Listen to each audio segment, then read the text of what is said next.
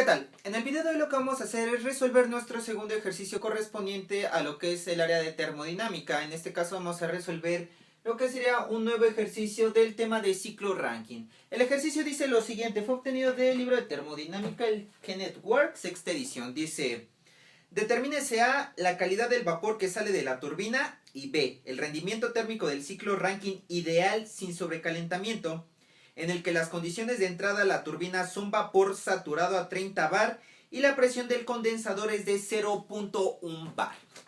Entonces, lo primero que tenemos que hacer es dibujar nuestro diagrama temperatura-entropía y lo vamos a dibujar de acuerdo a las condiciones que nos está indicando el libro. En este caso, ahora en el punto 1 no nos está diciendo que sea vapor sobrecalentado, específicamente nos está diciendo que se encuentra en la línea de saturación, es decir, el punto se encuentra aquí a 30 bares. Posteriormente nos dice que al salir de la turbina la presión está a 0.1 bar, es decir, que tanto en el punto 2 como en el punto 3, que aquí es donde se encuentra el condensador, la presión va a ser la misma. Y nos dice que al salir de, que en el punto 3 es la salida del condensador y en el punto 3 al punto 4 se genera un proceso isentrópico, es decir, donde se encuentra la bomba. Y del punto 4 al punto 1 se encuentra nuestra caldera. Entonces recapitulemos rápidamente, recordemos que del punto 1 al punto 2 se encuentra la turbina, del punto 2 al punto 3 se encuentra lo que es el condensador, del punto 3 al punto 4 se encuentra la bomba y del punto 4 al punto 1 se encuentra lo que es nuestra caldera. Entonces vamos a analizar primero el punto 1. Nos dice que se encuentra a una presión de 30 bares, pero nos está diciendo que es vapor saturado, es decir, que no tenemos que verificar si es vapor sobrecalentado o si está dentro de la campana. Nos dice que exactamente se encuentra la línea. Entonces nos vamos a tablas de saturación, en la tabla de presión y nos vamos donde diga 30 bares. Y de 30 bares vamos a sacar lo que sería nuestra entalpía 1 y nuestra entropía 1, el cual la entalpía 1 va a ser exactamente a lo que nos diga en el libro de Hg, que van a ser 2804.2 kJ sobre kilogramo, y la entropía en 1 va a ser igual a Sg, que es de 6.1869 kJ sobre kilogramo Kelvin. Ahí terminamos con el punto 1. Ahora vámonos con el punto 2, que es a la salida de la turbina. Recordemos que del punto 1 al punto 2 en un proceso ideal se genera un proceso isentrópico, es decir, que la entropía en el punto 1 es igual a la entropía en el punto 2. Y la operación, o más bien la presión a la que se está operando es de 0.1 bar, entonces pongo presión 2 es igual a 0.1 bar. Y como es un proceso isentrópico, S2 va a ser igual a S1, que es de 6.1869. Ahora, lo que tenemos que verificar aquí, si en este punto 2, este punto se encuentra dentro de la campana o afuera de la campana. En este caso yo ya lo puse que es dentro de la campana.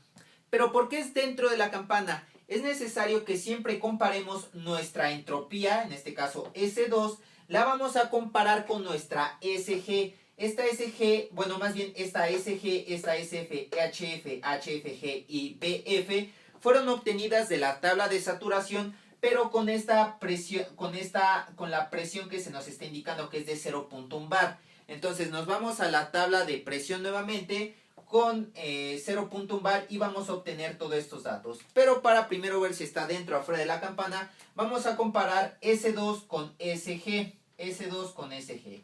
Como ustedes pueden observar, SG es mucho más grande que S2.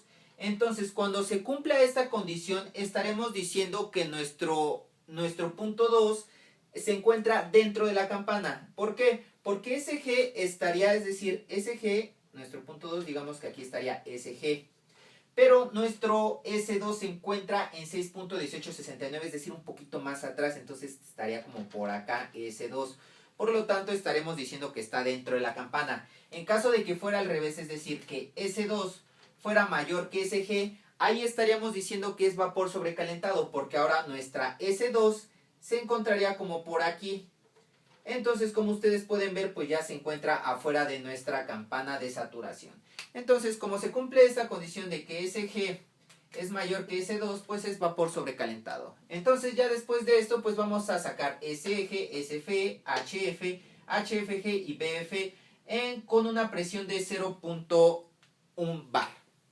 Entonces, ya que tenemos esto, lo que tenemos que hacer es calcular lo que sería nuestra calidad, que es lo que nos está pidiendo el problema. Calcular el rendimiento térmico no es cierto, nos pide calcular lo que sería la calidad a la salida de nuestra turbina.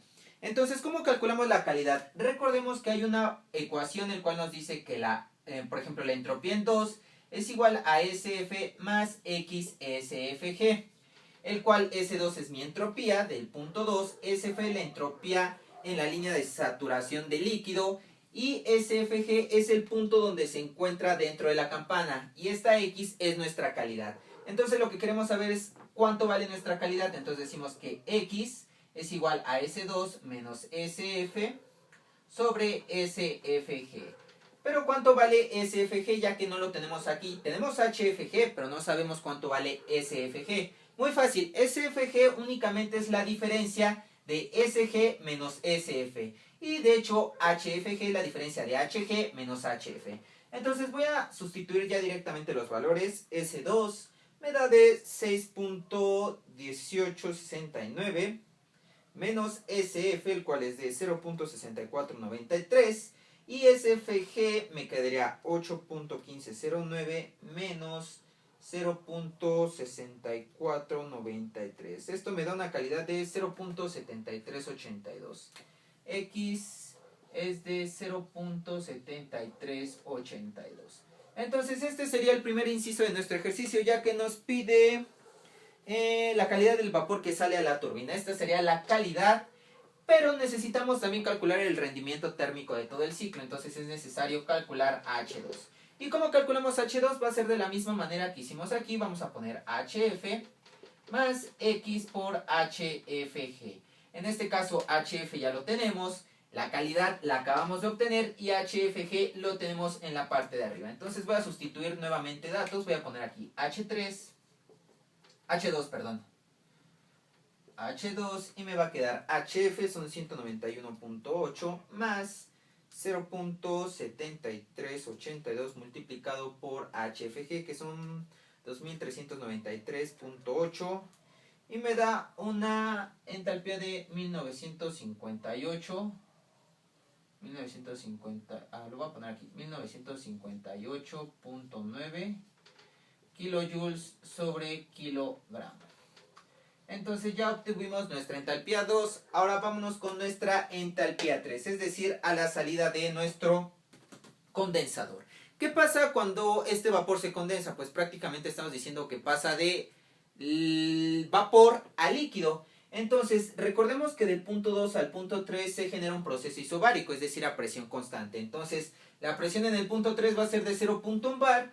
Pero como está pasando de vapor a líquido, el punto 3 exactamente se va a encontrar en la línea de saturación de líquido. Entonces de ahí decimos que H3 va a ser igual a HF con la presión de 0.1 bar, que es de 191.8.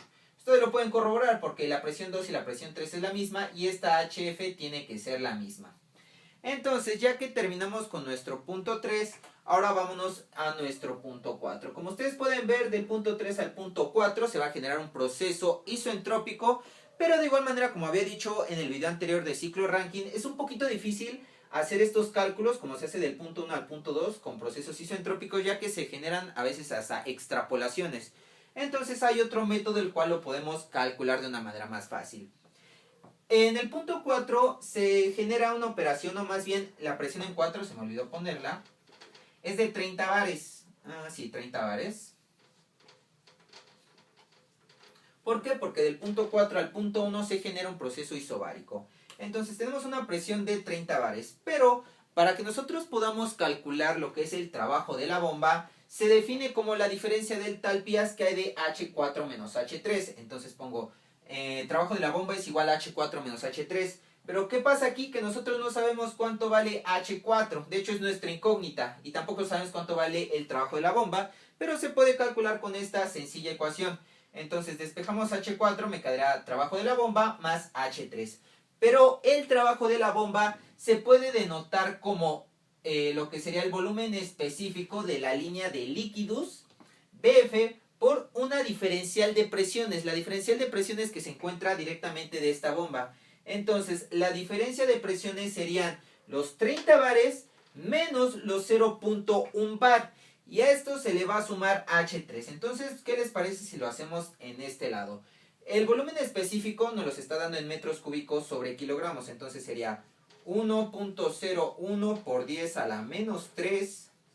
Eso está en metros cúbicos sobre kilogramo por una diferencia de presiones.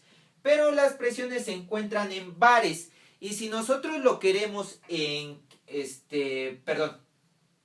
si nosotros lo queremos en kilopascales, es necesario que esto lo vayamos a multiplicar por 100, es decir, la diferencia se multiplique por 100 para que nos quede en kilopascales. ¿Cuál es el objetivo que quede en kilopascales? Que al final las unidades de esta entalpía me queden en kilojoules sobre kilogramo. Entonces vamos a hacer la resta de 30 menos 0.1 y esto vamos a multiplicarlo por 100, ya que este 100 lo que está haciendo es que lo pasamos de bares a kilopascales. Y a esto le vamos a sumar H3, que es de 191.8. Entonces esto lo voy a meter a la calculadora. Perdí mi calculadora, no, aquí está. Entonces sería 1.01 por 10 a la menos 3. Todo esto con la diferencia de 30 menos 0.1 multiplicado por 100 más 191.8 nos va a dar un... Ay, algo hice mal. 30 menos 1, menos... Ok, me da 194.81 kilojoules sobre kilogramo. Entonces ya obtuvimos nuestras 4 entalpías con la finalidad de poder encontrar el rendimiento térmico de todo nuestro ciclo. Entonces lo que voy a hacer aquí es que voy a apuntar las entalpías para posteriormente borrar. Me quedará H4 es de 194.81 kilojoules sobre kilogramo. Siempre es necesario apuntar las entalpías. H3 es de 191.8 y voy a borrar aquí en la parte de abajo. Y H2 me había quedado de 1958.9 kilojoules sobre kilogramo. Entonces ya tenemos nuestras 4 entalpías. Ahora sí podemos hacer nuestro balance de calores y balance de trabajos para que podamos encontrar el rendimiento térmico de todo este ciclo. Entonces, recordando en el video anterior de ciclo Rankine, cómo calculábamos los trabajos. Recordemos que el trabajo de turbina se mide como H1 menos H2. Lo que es el trabajo de la bomba es H4 menos H3. Lo que es el calor de nuestra caldera, creo que lo había puesto así como caldera, es igual a H1 menos H4. Y el calor de nuestro condensador es de H2 menos H3. Entonces vamos a hacer esto. Vamos a hacer cada una de estas operaciones ya teniendo los valores. No voy a poner los valores, únicamente ya voy a poner los resultados. Aquí se encuentran los valores en caso de que ustedes deseen hacerlo. H1 es 2804.2 menos H2 que es de 1958.9. Esto me da un valor de 845.3 kilojoules sobre kilogramo. Ahora H4 menos H3 que sería 194, según yo son 3, porque 81 sí, 3 kilojoules. 3 kilojoules sobre kilogramo. Ese es el trabajo de la bomba. Ahora vámonos con el calor de la caldera, que sería H1 menos H4. H1 son 2804.2 menos H4, que son 194.8, y esto me da un total de 2609.4 kilojoules sobre kilogramo. Y el calor del condensador, que es H2 menos H3, sería 1958.9 menos H3, que son 191.8. Esto me da un total de 1767.1 kilojoules sobre kilogramo. Y como verificamos si nuestro ejercicio se encuentra bien, es necesario obtener nuestro calor neto y nuestro trabajo neto. ¿Y cómo se calcula el trabajo neto? Es la diferencia del trabajo de turbina menos el trabajo de la bomba. Y el calor neto es igual al calor de la caldera menos el calor del condensador. Y recordemos que para que esto, o más bien que para que nuestro ejercicio se encuentre de manera correcta, este término y este término tienen que ser iguales. En caso de que sean diferentes por un rango muy grande, el ejercicio estaría mal. Puede haber una variación, no sé, de 1 kilo, de 1, 2, 3, 4, hasta 5 kilojoules sobre kilogramo. Pero ya si sobrepasa de los 10, 20, 30, es decir que el ejercicio se encuentra mal. Entonces roguémosle a Dios que esto esté bien. Entonces serían 845.3 menos 3. Esto me queda de 842.3 kilojoules sobre kilogramo. Y con el calor neto es de 2609.4 menos 1767.1. Y esto me da un total de 842.3 kilojoules sobre kilogramo. Y como les había comentado, este resultado tiene que ser igual a este. Como ustedes pueden observar, los resultados son iguales, por lo tanto el ejercicio se generó de manera correcta. Pero, ¿a qué vamos con todo esto? Pues necesitamos calcular lo que es la eficiencia de todo el ciclo. Entonces la eficiencia se calcula como el trabajo neto entre el calor suministrado. O el calor suministrado es igual al calor de la caldera. Entonces nuestro trabajo neto es los 842.3 kilojoules sobre kilogramo, y el calor suministrado o el calor de la caldera, pues ya lo tenemos aquí, ¿no? Que es de 2609.4 kilojoules sobre kilogramo. En este caso ya no pongo unidades porque al final de cuentas se van a dividir y por lo tanto va a quedar un número adimensional. Entonces me queda 842.3 entre 2609.4. Me da una eficiencia de 0.32.